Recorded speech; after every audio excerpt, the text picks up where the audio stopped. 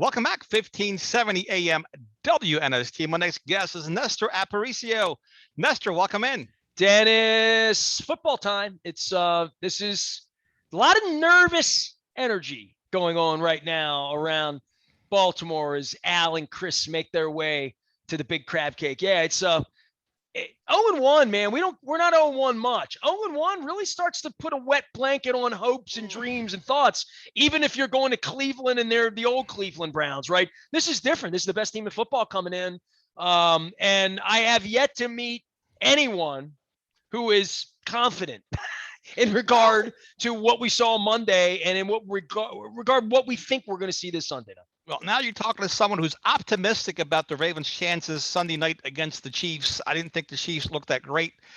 They're going to be on the road for the first time. I like our defensive line's chances against their offensive line. So as disappointed as I was by the Ravens' loss Monday night, I am optimistic that they can turn things around and exercise the demons that are in the form of these Kansas City Chiefs. Well, the pass rush was the issue, right? And defensively, and then coverage on the backside as well. Some of it was Waller, but if you didn't like Waller, where do you get a load of Kelsey, right? And where do you get a load of Tariq and them spreading the ball around and handing the ball off? And I'll hear you on the offensive line. I think the trenches across the league and what coaches are allowed to do now, how much off season they get, how much preseason they get, and how much hitting they get, quite frankly, how physical you can be in practice or that you would want to be on a teammate in regard to being truly, I'm going to bruise you physical. I think there's a lot of really sore guys right now, sore in a way that you wouldn't be sore in August, even if you were a backup and you played. I think the toughness of the game and the fourth quarter part of the game and where the Ravens really wore down, giving up 300 yards in the second half, that concerns me as much as Marcus Peters, that they had 30 seconds. I mean, Tucker comes out, does what they pay Tucker $2 billion to do, and drinking Dr. Pepper and singing opera and victory, it's 33 seconds. And they didn't win. Where was the squib kick on the kickoff? That's what I wanted to know. I mean, I have a lot of questions in terms of the coaching decisions in this game, but plenty of game to go around. And to me, it was a total team loss, just like when they win, it's a total team victory. So, look, Myles Garrett and Jadeveon Clowney did great things against that Kansas City offensive line. And you got to be encouraged by Odafe Oweh's performance. He athletic, my goodness gracious, long, athletic, fast. Looked to me like he was being held in almost every play.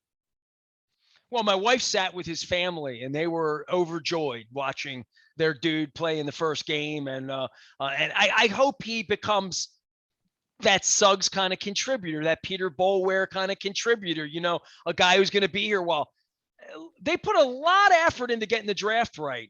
And it was strange to me, with the Raiders and the little pieces of research I did at how bad they've been at the draft to some degree, how good we are at the draft when we get the guys actually to the field, right? Part of our issue is that team we fielded the other night was not the dream team. It's what's left of the team. Correct. Trying to slap it together. Good news, they put 27 points up. Bad news, the tackles look like turnstiles, right? And they're going to have to figure that out. And when to run and when to pass. And running also, the part of running when you have a lead is getting rid of the clock and shortening the game. I found the pass combinations, and I talked about this for 8 months, and it is crazy. We talk for 8 months, then they actually go out and play for 4 quarters, right? And we get 6 days to break that down, but they need to pass more. They need to be more efficient. They need to pass better. They need to pass. They need to pass.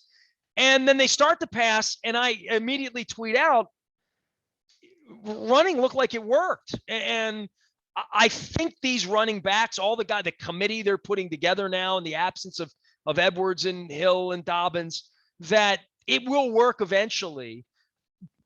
But I mean, passing should be a backup strategy for this franchise right now, in my opinion, because they don't need to. They can win without doing it for now. And I would hear you that eventually they're going to get behind him, whatever. But I don't know. It feels to me like beating the Chiefs on Sunday night, throwing the ball 32 times is probably not their best remedy to do that. No, but they can get a lead with the pass. They had the lead with the pass. They just forgot to run the ball more and be more efficient at it. Then had the Raiders not come back and beat the Ravens in overtime, I think the big story would have been Sammy Watkins' performance, right? So if you can take that and envision, Bateman coming back and man, oh man, I tell you what, they can have a dynamic offense, later on in the season. The question is how much later, and can the defense hold up until that point?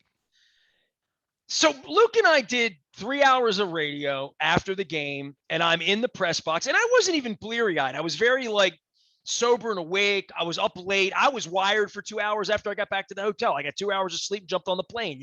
I was kind of wired after the game in a way that maybe only doing 3 hours of radio up all night. I mean, it didn't feel late to me. I got back to my room at midnight, which was 3 a.m. here, right? So, and I guess replaying all of it in the way you just said, which is usually you come on the next day, you've had a 48-hour cooling period. You said something really that I haven't even thought about. So I've been back from Vegas a day and a half. It's been 2 days since the game, right? The notion that Tucker kicks that ball and they come out and maybe the Raiders convert a first down, maybe a second down, maybe they get to the 50-yard line, and maybe there's a busted play or this or that, and the game ends with 6 seconds left. Whether they squib kick or not, right? Whatever it is. But they win that football game outright the way you should when there's 33 seconds left to go and you have a lead, right? And you have a kicker that's built for this and you're beaten up and you're on the road and you've just stolen Monday Night Football from the Raiders. You broke their hearts. It's over. If that happens, what would we be talking about all week this week? That's a hell of a question, and I'm going to pose that to Luke. Luke and I are going to talk about that because I had not thought about that until this moment, and I guess we would be talking about the offensive line not being good enough and the injury, but being resilient enough to win, that this is something we can build off of, that, hey, Murray ran the ball a little bit, he got in, he shook it around a little bit, Bell, he'll be there. Nobody other than Phillips got hurt. They went on the road and they won across 3 time zones. They're 1-0. That's what we'd be talking about, right? But we're not. But it would be different. It would be a lot different, man. A lot different. We're still talking about it, Nestor. It was a game of such missed opportunities, right? The 4th and 1. Marlon Humphrey having the ball on Waller's back, not realizing the ball never hit the ground. He had an interception right there, and nobody picked it up right away. Chuck Clark on the overtime kick going crazy because he was either the right guard or the right tackle moved, and people said, well, the kick would have been good from 60. I can't argue that point, but the point is, had they moved him 5 yards back, bad snap, there's no guarantee he would have made the ensuing kick. So it's a game of inches. It was truly bananas. And I have to figure, Nestor, that if you weren't a Ravens fan or Raiders fan, just from a pure entertainment standpoint, that had to be easily the best game of the week. Are you not entertained is what they would say, very right? much. I was entertained until the last tick came off the clock, right? So I had a very poor outcome. But look, this is why we love the league. It's very unpredictable.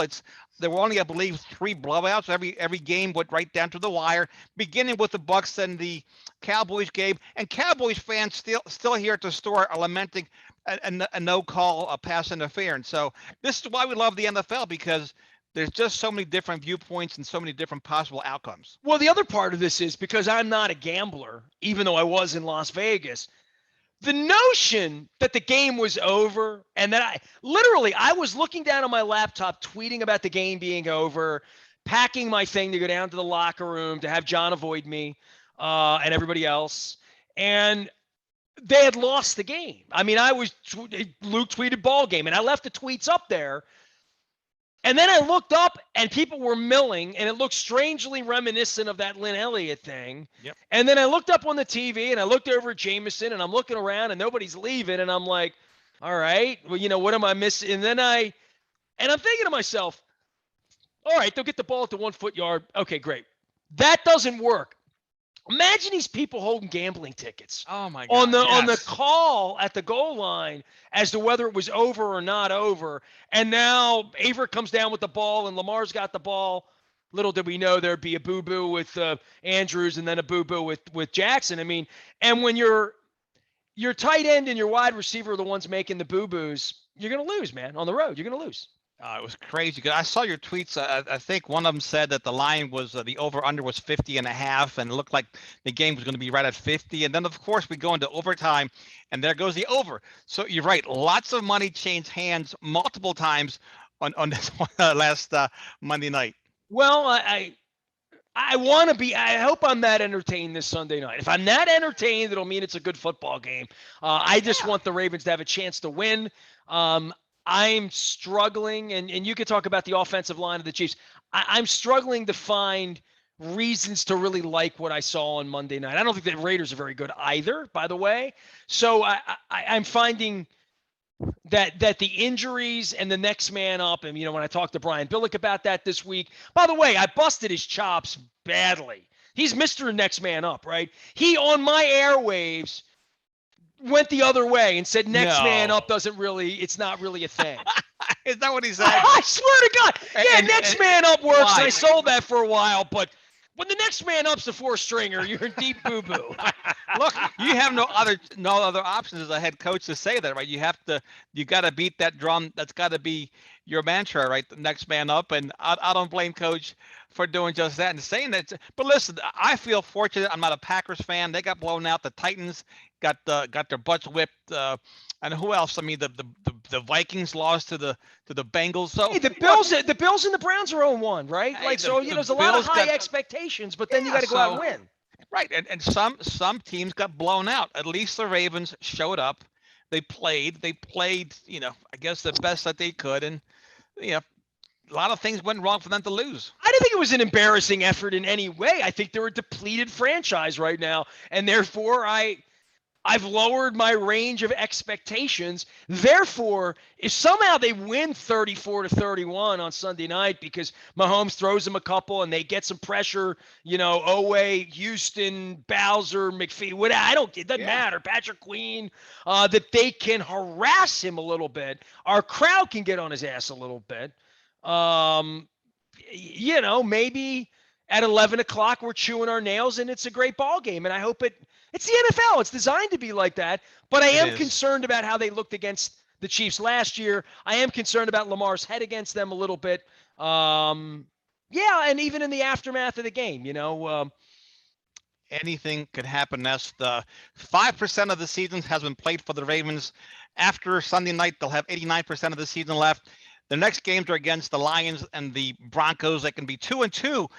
Look, so even if they lose to the Chiefs, to me, all in that loss, there's still plenty of football to be played, and they have enough time. But they can't afford any more injuries. My gosh, Nestor, how much more can this team take in terms of injuries? You'd like to think that they've had it all out, but they haven't. And we thought that before Tyree Phillips went down, right? It's like, and then you mentioned, pre-production that when Marlon Humphrey went down, we all held our breath, right? So they're really one or two players being injured away from disaster.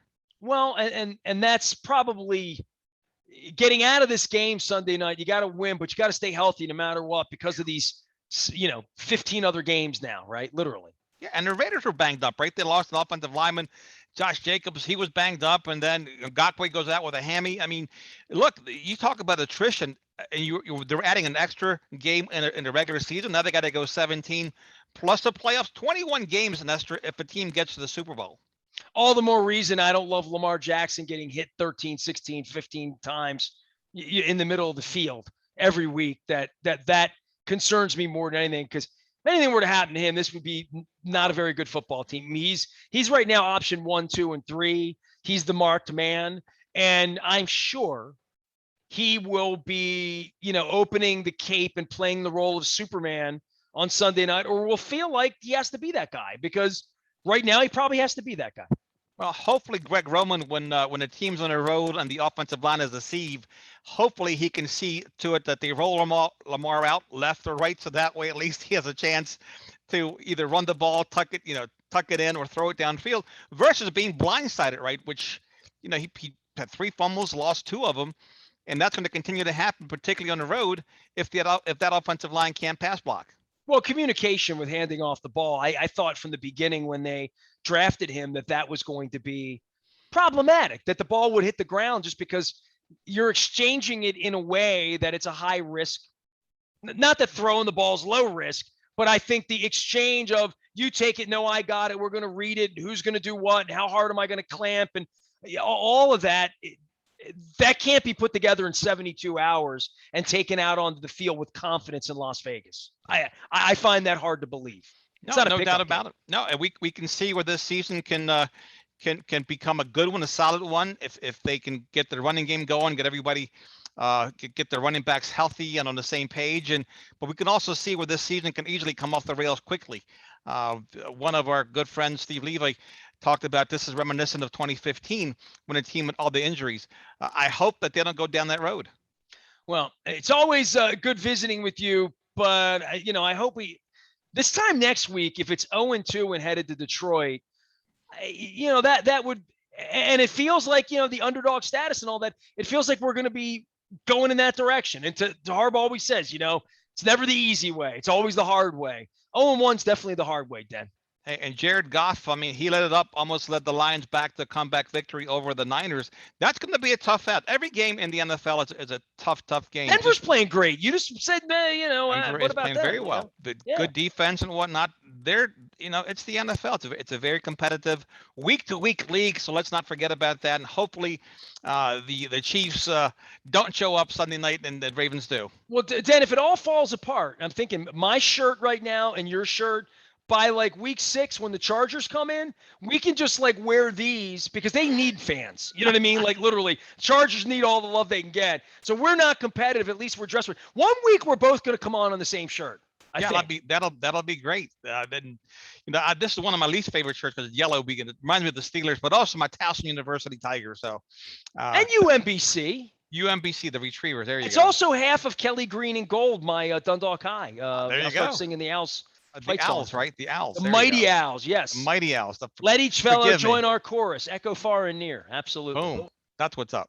That's what's up. Dundalk High forever. All right, Nestor. Hopefully you and I will have a more positive conversation next week, pending the outcome of the Ravens. And hey, when you get together with me this week, it's going to be Monday morning. It's going to be fresh and open. So, choose wisely, as they say. Towel off before you come on, John Harbaugh. Can't believe it's only the spread's only 4 points, and that's it feels like it should be much more than that. You taking the points? You know what? I think the Ravens are going to win. Yes. Wow! Outright. They're going to beat them. Well, then we'll have happy talk on Monday morning. It's going to be a strange season, so why not? It's already been a strange season. I started it in Vegas. There you go.